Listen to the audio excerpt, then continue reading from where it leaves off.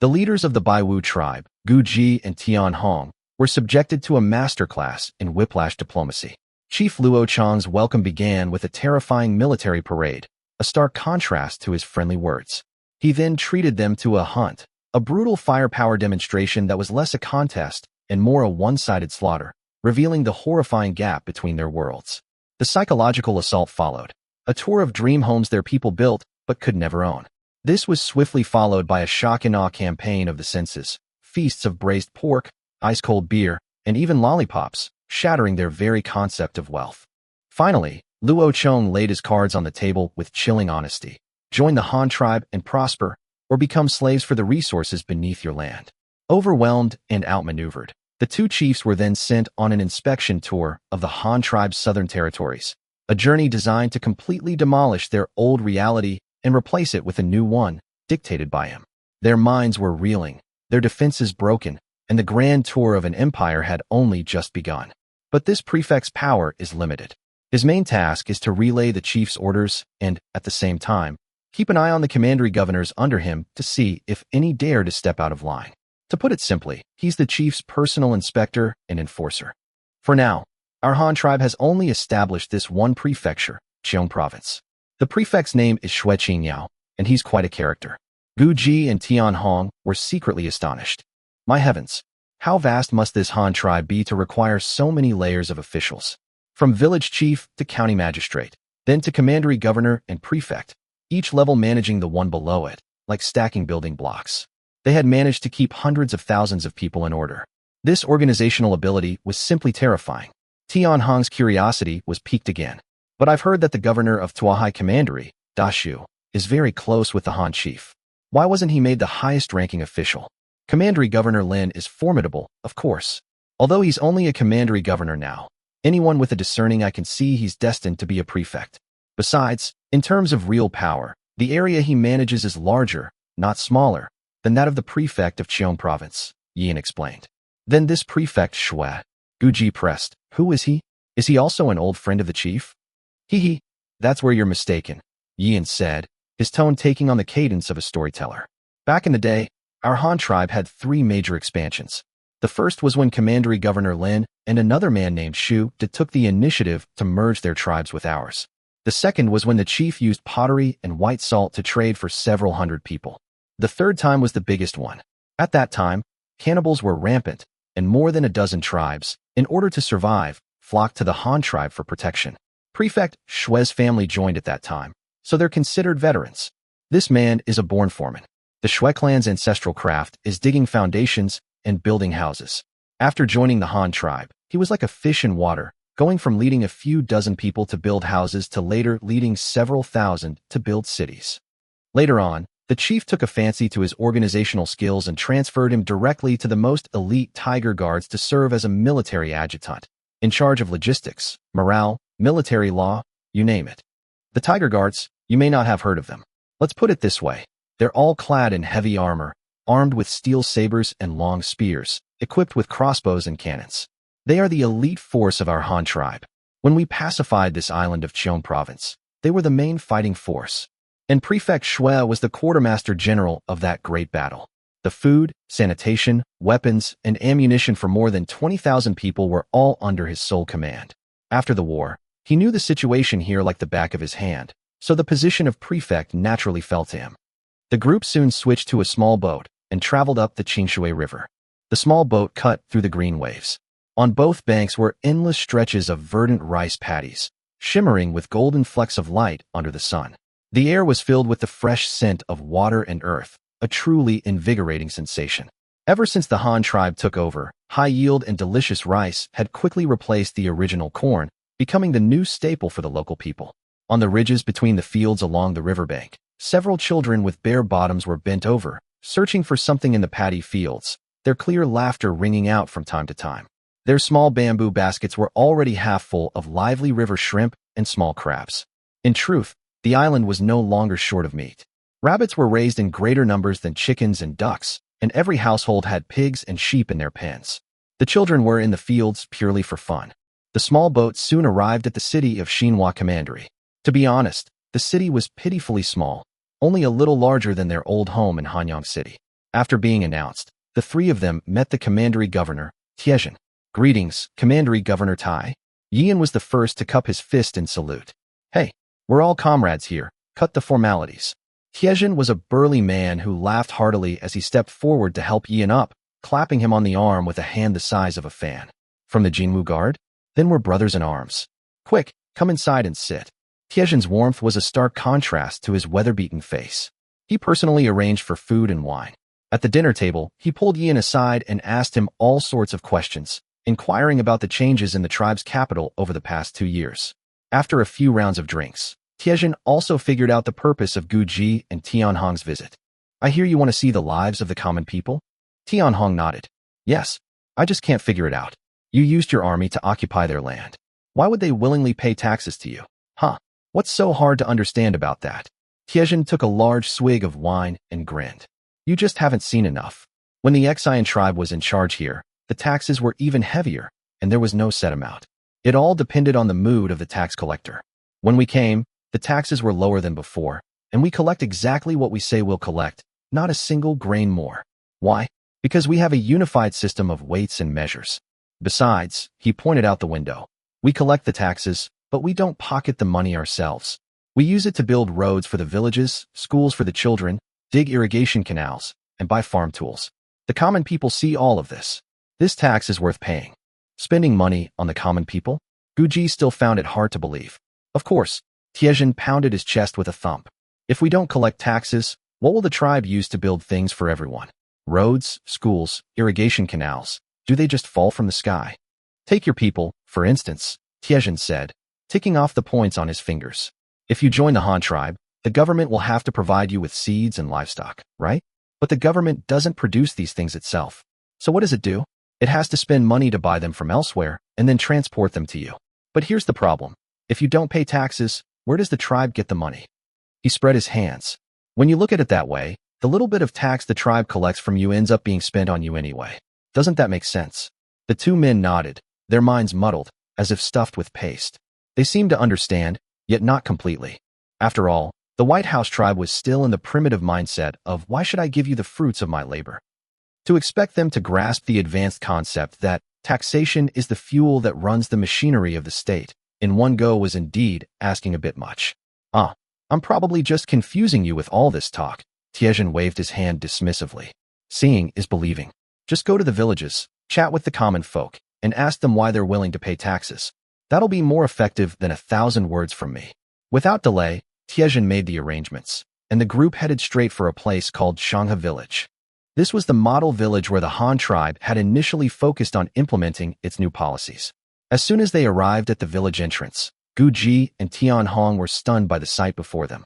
On the village's small paths, groups of toddlers, bottoms bare to the sun, chased each other, laughing and playing like a school of happy little fish. The adults were nearby, working with their hands while watching their children with fond expressions. The sunlight shone on their dark, tanned faces, and their genuine smiles were even brighter than the sun. This. Gu Ji and Tianhong looked at each other, both seeing the shock in the other's eyes. What was the most important thing for a tribe? Procreation. Look at all these children running around. What did it prove? It proved that the people here had no worries about food or clothing, and they had hope for the future. If life were a struggle, who would have the heart or the means to have children? However, the two men also noticed something strange. Brother, Tianhong stopped the minor official leading the way and pointed to the houses in the village. I've noticed that in other parts of the Han tribe, they all build sturdy brick and tile houses. Why are they all bamboo buildings here? The official smiled and explained, you may not know, but this island used to be called Bamboo Island. As the name suggests, it's rich in bamboo. The local people are accustomed to living in bamboo buildings, which are warm in the winter and cool in the summer, so we don't force them to change. However, in the past 2 years, with the arrival of immigrants from our Han tribe, more and more young people have started to build brick and tile houses. The older generation, well, they're set in their ways. I see. The group walked on, looking around, and soon arrived at the village's central threshing ground. The village chief, Guan Tao, came rushing over when he heard the news. Upon learning that the chieftains of a brother tribe were here for an inspection, he didn't hesitate for a moment and immediately began to sing the praises of the Han tribe, rattling off the benefits they had brought to the village like beans pouring from a bamboo tube. Guji and Tianhong were so moved they were tempted to pledge their loyalty on the spot. From teaching them to weave, to sending blacksmiths, carpenters, and tofu makers, the Han tribe's support for them was all-encompassing, touching every aspect of their lives. Of course, what the common people saw was assistance, but Luo Chang's true purpose was to use a more advanced way of life to completely assimilate them, turning them into a productive force for the Han tribe. When we of the Han tribe came, the taxes were lower than before, and we collect exactly what we say we'll collect, not a single grain more. Tiezhen took a large swig of wine and grinned. We collect the taxes, but we don't pocket the money ourselves. We use it to build roads for the villages, schools for the children, dig irrigation canals, and buy farm tools. The common people see all of this. It's a tax worth paying. Spending money on the common people? Guji still found it hard to believe. Of course, Tiezhen pounded his chest with a thump. If we don't collect taxes, how can the tribe build anything for everyone? Do roads, schools, and canals just fall from the sky? He ticked off the points on his fingers for them.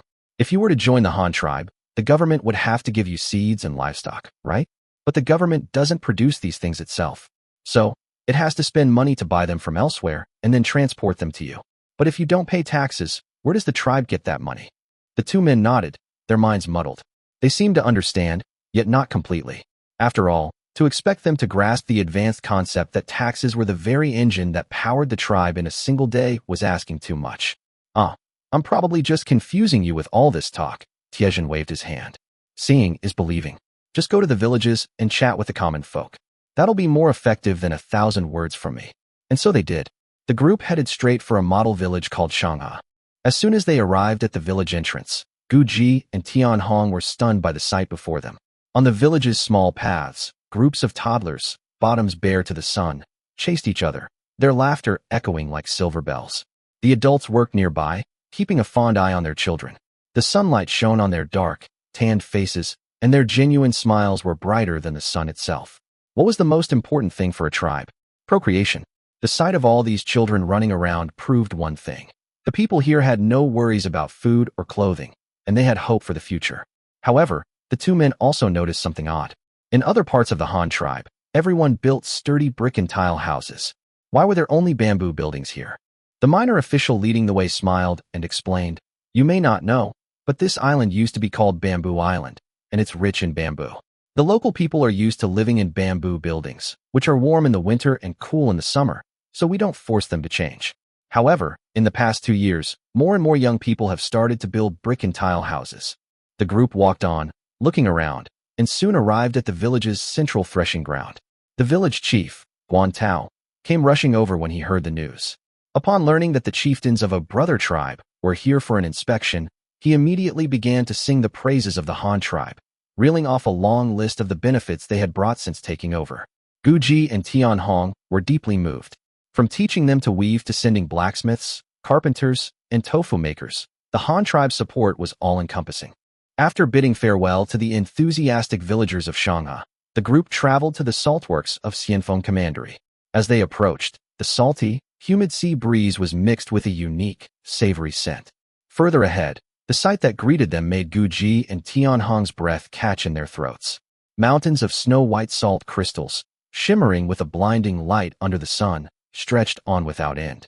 My heavens! The two men were dumbfounded. This wasn't salt. These were piles of shiny white money. Salt was currency. Without grain, you could chew on tree bark, but without salt, you were finished. Brother Yian, Tianhong's throat felt a little dry. Is this salt really made from seawater?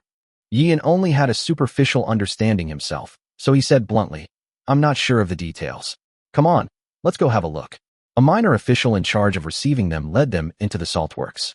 "Gentlemen, please look," the official said, pointing to a chugging iron behemoth spewing steam and a massive cement pool next to it. "This is our first level evaporation pond, and next to it is the steam pump. That machine has a thick pipe connected to its base that extends all the way into the sea. The seawater is first pumped into a basin for initial filtration, and then it's pumped into this pond." "Filtration? What's that?" Guji asked, not understanding. "It's to screen out the sand, shells, and small fish from the seawater. Otherwise, the salt produced would have too many impurities and would be inedible." "Oh," Guji exclaimed, the understanding dawning on him. The official continued his introduction. "The seawater is left to dry in this pond for a day. half the water evaporates, and it becomes a saltire brine. Then, it's released into a second-level pond to continue drying. It goes on like this, level by level. By the time it reaches the fifth or sixth pond, almost all the water has evaporated, and the salt crystallizes on its own. To put it simply, Yian took a sip of water to wet his throat. The Xian tribe used to be a family enterprise. The chief was the head of the household, and the 10 elders were his managers. They monopolized all the profitable ventures like salt refining, construction, smelting, and farming, keeping all the profits for themselves. They constantly oppressed the common people. Now that our Han tribe has dismantled their power and made life better for everyone, tell me, should the people be happy, or should they curse us? Gu Ji and Tian Hong had a sudden revelation. So, all this time, the ones working in chains were the original ruling class. No wonder. So, what does the Han tribe plan to do with them? Tian Hong asked, still a little uneasy. After the bridge is built, will they all be eliminated? Of course not. Yian shook his head firmly. The chief has said that they themselves are not to be blamed for the sins of their leaders. They are people, too. As long as they finish building the bridge, they will be allowed to return home, given citizenship in the Han tribe, and a chance to start anew. However, his tone shifted, a sharp glint in his eye. The cannibal prisoners of war captured from the north will receive no such mercy. Those beasts who prey on their own kind don't deserve to be called human. For the rest of their lives, they can only be beasts of burden, doing the filthiest and most grueling work until they die. Gu Ji and Tian Hong both nodded in agreement. They, too, felt a deep revulsion for the cannibals, who had transgressed the most basic laws of humanity. After bidding farewell to the bustling construction site of the Cross-Sea Bridge, the group embarked on their journey to the grasslands. You two chieftains, Yian asked with a grin. Do you know how to ride a horse? The two men shook their heads blankly. Yian's description had initially dampened Gu Ji and Tian Hong's interest in the grasslands. In their minds, it was a desolate, God-forsaken place. But when they arrived at Benhai Commandery, the sight before them completely shattered their preconceptions. Here, the south was bordered by mountains, the east by a lake, and to the west stretched the endless grasslands. Forests, rivers, farmlands, and orchards, it was a land of plenty. Vast orchards, with lime, grape, and apple trees, covered the mountains and plains, filling the air with the sweet scent of fruit ripening under the sun. On the grasslands, herds of cattle and sheep grazed leisurely, like clouds drifting across a sea of green. The city itself was a hive of activity. Many former nomads had now donned Han clothing, tied up their hair, and spoke the Han tongue fluently, having completely integrated into the life of the tribe. Only then did Gu Ji and Tian Hong understand that what the Han tribe valued was not just the countless cattle and sheep on the grasslands, but also this massive market for their goods and source of resources. While Gu Ji and Tian Hong's in-depth tour of the southern border was in full swing, a momentous vote was also taking place in the Tang tribe. A 3-year tax exemption, large-scale infrastructure projects, the construction of a railway. Under the fierce assault of these sweet promises, the people of the Tang tribe were completely won over.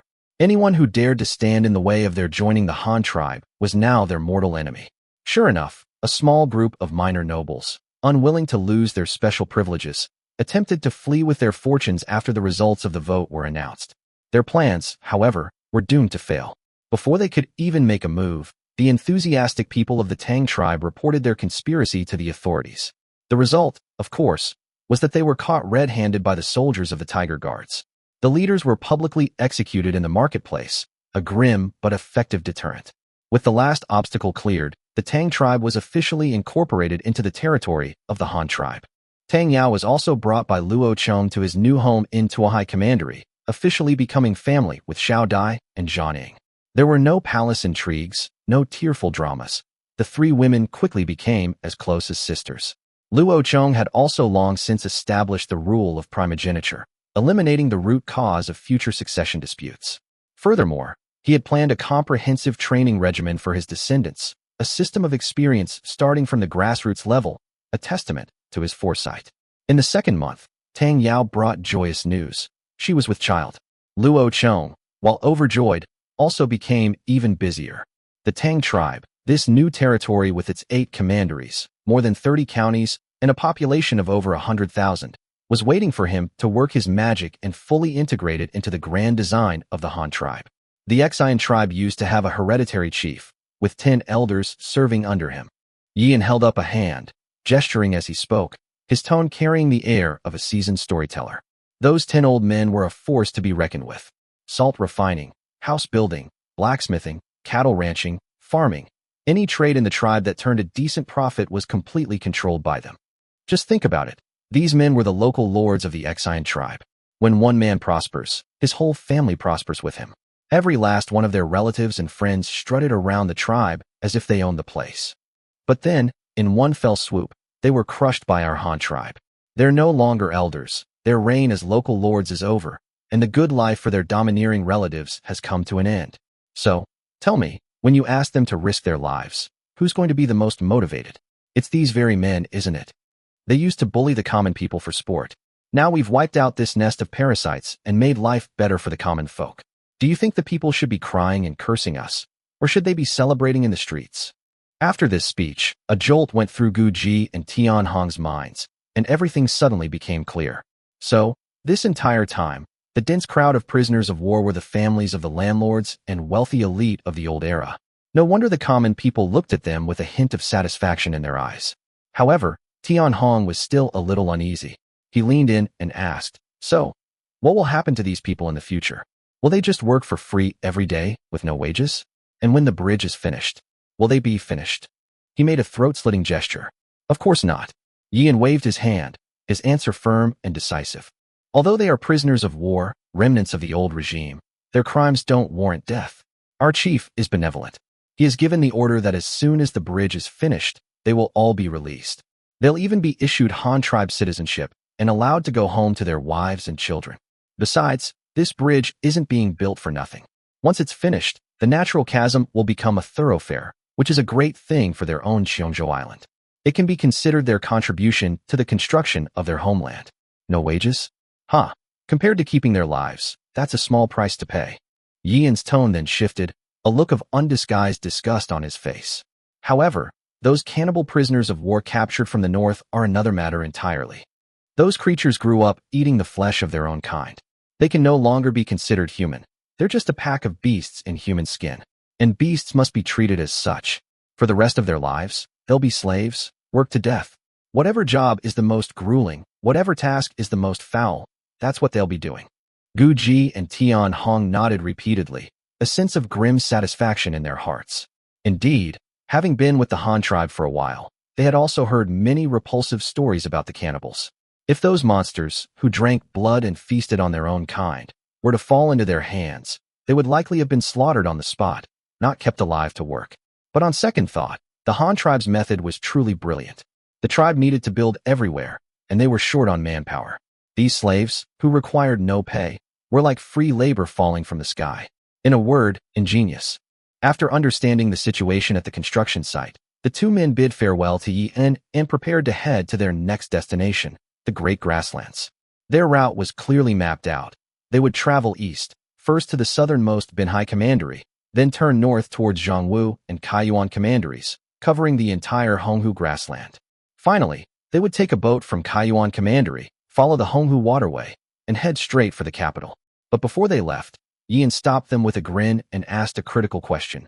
"You two chieftains, a trip to the grasslands sounds wonderful, but do you know how to ride a horse?" After hearing Yian's friendly warning about the grasslands being a desolate wasteland, Gu Ji and Tian Hong's idyllic image of the place was instantly shattered. What on earth possessed the Han tribe to go to the trouble of building 3 cities in such a forsaken land? However, when their travel-worn group arrived at Binhai Commandery, the sight before them made their jaws drop. Good heavens! Their previous impression was instantly obliterated. The misery Yian spoke of was the life of nomads who relied solely on the whims of nature. But the Han tribe were masters of infrastructure. Their version of herding involved cities, houses, scientific breeding, and even growing their own fodder. They were living in a completely different reality from the nomadic tribes that followed the water and grass. The location of Binhai Commandery was a stroke of genius. To the south were the mountains bordering the sea, with picturesque scenery. To the east was the vast, misty Honghu Lake. To the west was the endless, verdant grassland. And to the north, Zhongwu Commandery stood guard like a loyal protector.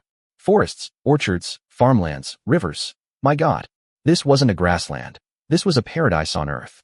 The endless orchards were practically a trademark of the Han tribe. Rows of fruit trees stood in perfect uniformity, and the air was filled with a sweet, fruity fragrance.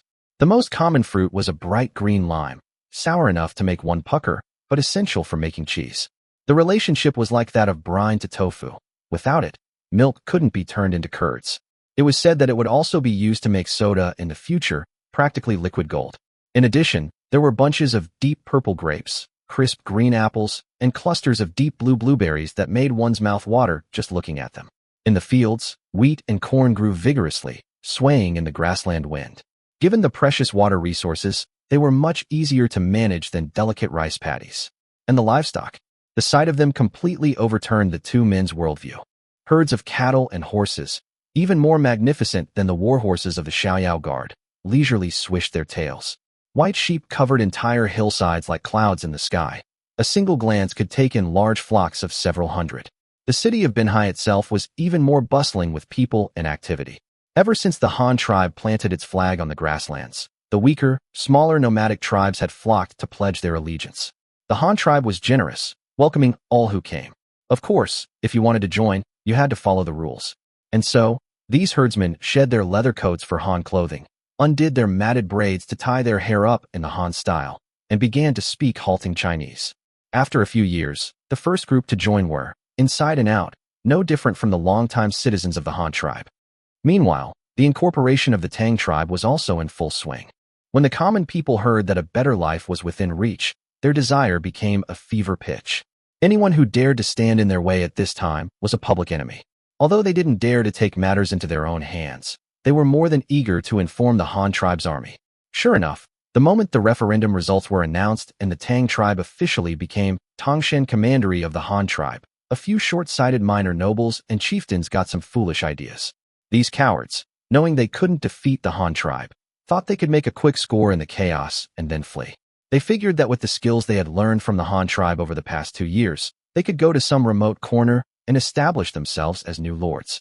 Their idea was grand, but reality was harsh. A 3-year tax exemption, large-scale infrastructure projects, a railway to your doorstep. After these 3 promises, the common people were already fired up with enthusiasm. Report. The chieftain's family is secretly packing up gold. Report. Their carriages are all harnessed. They're planning to run. Word from the people spread like wildfire. The local administrative office received the reports and made a direct call to the military garrison.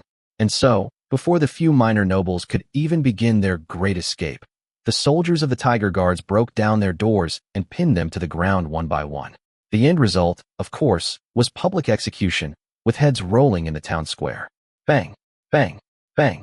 The few gunshots served as both a deterrent to any others with similar ideas and a show of support for the vast number of new citizens. From this day on, you are the people of the Han tribe, so stand tall. A farcical coup ended with the annihilation of 5 or 6 noble families. Tang Yao was also brought by Luo Chong to his new home in Tuahai Commandery. Now, Luo Chong could finally, justifiably and decisively, mobilize the resources of the entire Tang tribe. Tang Yao had lived in Hanyang City for over a year and had long since become good friends with Xiao Dai and Zhang Ning. Joining this large family was a seamless transition, with no adjustment period whatsoever. The family lived in harmony, with no melodramatic palace intrigues. This was all thanks to Luo Chong's philosophy of family management. He detested the 3 palaces and 6 courtyards model, where each woman had her own residence and lived a life of virtual widowhood. If women couldn't see their man every day, what else could they do when they got together besides bicker and plot? Luo Chong's family was different. His 3 wives ate at the same table every day, went shopping together, and played cards together. That's what made it a home. Eating separately every day was being roommates, not family. As for the issue of succession, which was most likely to cause family strife, Luo Chong had long had a plan, primogeniture, set in stone. If there was a legitimate heir, the legitimate heir would succeed. If there was no legitimate heir, the eldest would succeed. The rules were set early, so no one could try to find loopholes. Some might ask, what if the legitimate eldest son was a useless good-for-nothing? Luo Chong's answer was a scoff. That's because you're a bad father. Our family controls the world's top resources. If we can still raise a useless heir with all that, then we deserve to have our empire taken away. His children would have their own fortunes to make. He had paved the way for them and established the system. The rest was up to them. Besides, he had no interest in sitting on that exhausting throne until he died. He had long since planned to retire when he got older and enjoy life. His succession training plan was like a prince's boot camp. For example, his eldest son, Luo Chang, had to attend school like a normal child, from elementary all the way to university, to fill his brain with knowledge. As soon as he graduated, he would be sent to the grassroots level.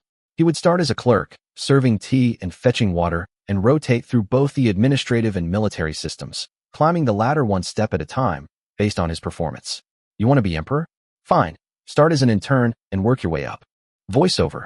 My goodness, the protagonist is a CEO who knows his business. Not only has he successfully taken his company, the tribe, public through mergers, but he's also turned his family harem into a harmonious employee dorm. As for the Crown Prince's succession plan, it sounds a lot like a start from the bottom wolfpack corporate culture. This emperor's reign is all about KPIs. Work until you drop.